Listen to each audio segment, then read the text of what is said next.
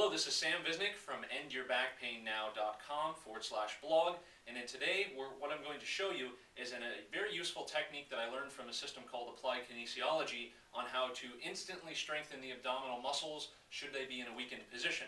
Now, most of us contain an anterior pelvic tilt. That's the most common postural deviation in the pelvis, in which that postural deviation includes too much tension in the lower back muscles, not enough tension or neurological feed going into the abdominal muscles. Now, there are some quick techniques that you can do to turn on the abdominal muscles and essentially get them to wake up. Now, whether or not these techniques last, that's another story, but they're very useful to do in the moment if the back seems tight and or if you're going to train your abdominal muscles immediately following using the technique. So general testing of the abdominal muscles involves doing a setup, which I do not recommend you do, but for testing purposes I'll show you. If I were to brace him and push down, you can feel that his abdominal muscles are actually in this moment pretty strong, so they're doing okay. So I'm going to have them lay back down.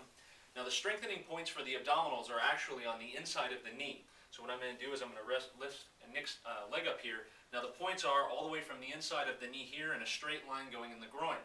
So if the abdominal muscles were to test weak on him in that moment, what I would do is I would compress on the inside of the leg and do a very heavy massage, enough to make him kind of wince, so which would mean that I'm working the tissues pretty good, and then I would work back and forth all the way up to the end of the knee.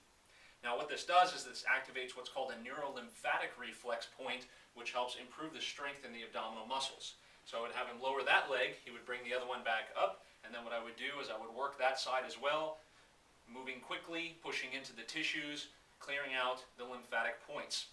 And I would work, again, fast, moving through those places. As you would do this on yourself, you would reach underneath inside the groin area and then do a brisk massage into that area. Once I've released that section, I would also go behind his back to those points called the PSIS bones, and I would rub back and forth on those quickly. Usually they elicit a pretty good amount of tenderness. Then once I had done that, then I would have him resume his lower abdominal exercises, in which case he would be much stronger from a neurological standpoint, and we would have much better success correcting anterior pelvic tilt very quickly. This is Sam Visnic, and thanks for joining me again at endyourbackpainnow.com/blog.